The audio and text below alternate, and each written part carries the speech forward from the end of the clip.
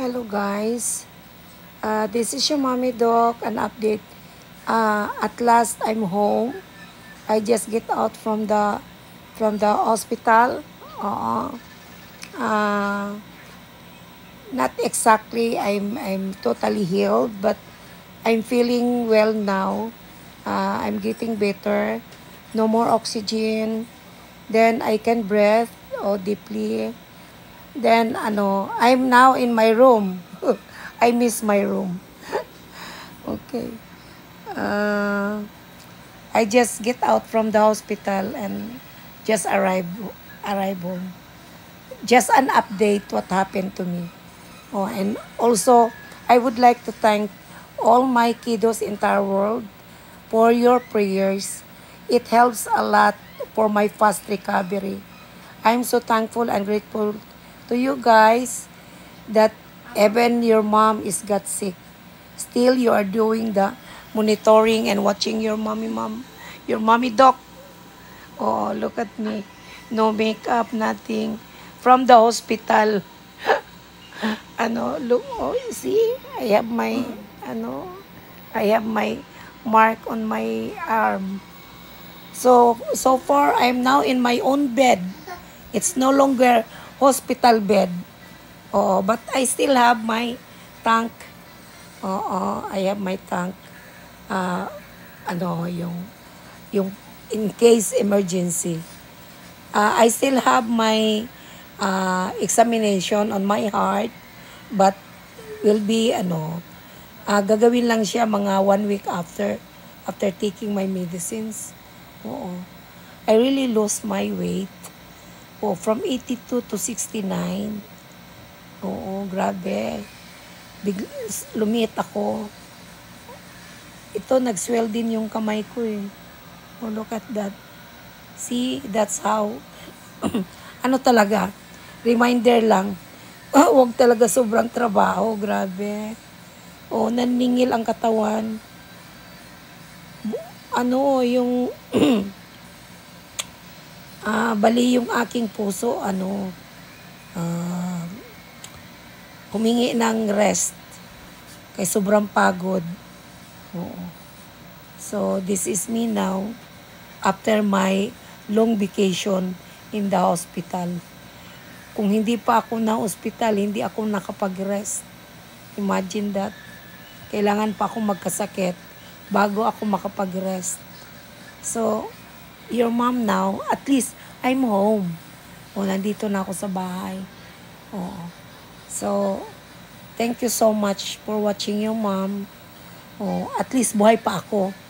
O, buhay pang mami niyo. Sisikapin ko na I'm getting well talaga.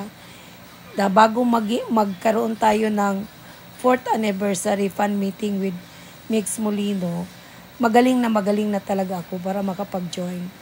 So far naman, na-correct, it's not really corrected. My heart fraction is getting higher from 3.7. I have now 4.7. So, malapit na ako dun sa normal, sa 50. Pero sabi ng aking cardiologist, hindi pa rin ako kumpiyansa because hindi pa talaga ako yung puso ko, sobrang laki. Hindi pa siya nagpapump talaga ng maigi. Medyo nag-aalog-alog lang siya.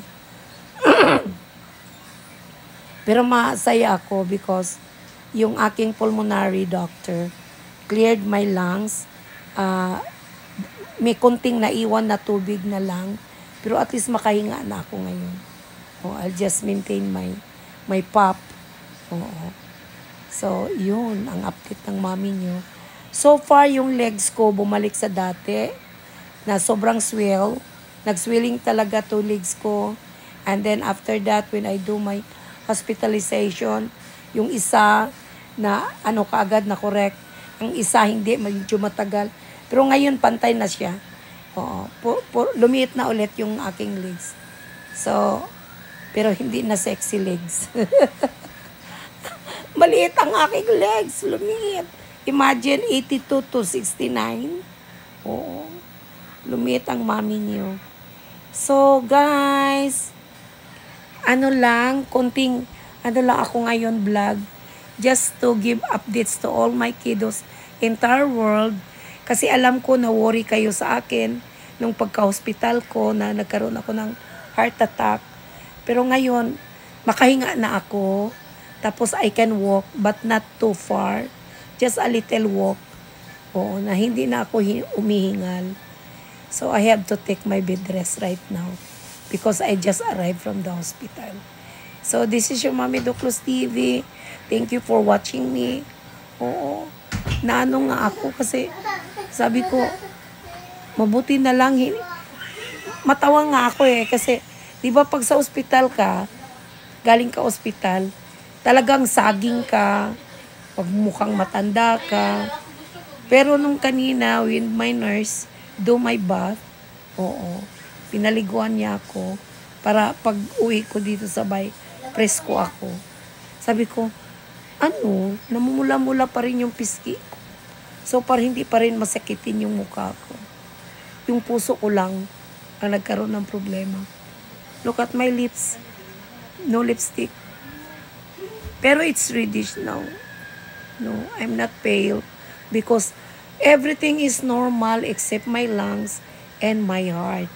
Yun lang ang problema ng mami niyo. So, hindi na ako magtagal. Kasi yung, pag matagal ako magsalita, tumataas ang pulse rate ng puso ko. So, bye-bye for now. I love you all my kiddos, entire world. And I am so thankful to Limino for checking me every day. Oo. Kung anong nangyari na, and then the prayers, and also my son, Mix Molino, sila si Nini, sila si Tatay Jetro, and all my fans, at saka relatives ko, lahat na nagdasal para gumaling ako. Thank you so much. Yun ang nakabigay sa akin ng moral support. Boosted my I had to live more years. Oo, lalo na sa aking mga pasyente na umaasa sa akin na gagamutin ko sila. Pero right now, on rest muna ang mami niyo ha. Hindi muna ako pwedeng mag-travel kasi kalalabas ko lang ng ospital. I have to see to it that my body is really totally rested. So, this is your Mommy Doc. Good afternoon to everyone. I love you all. I love you all.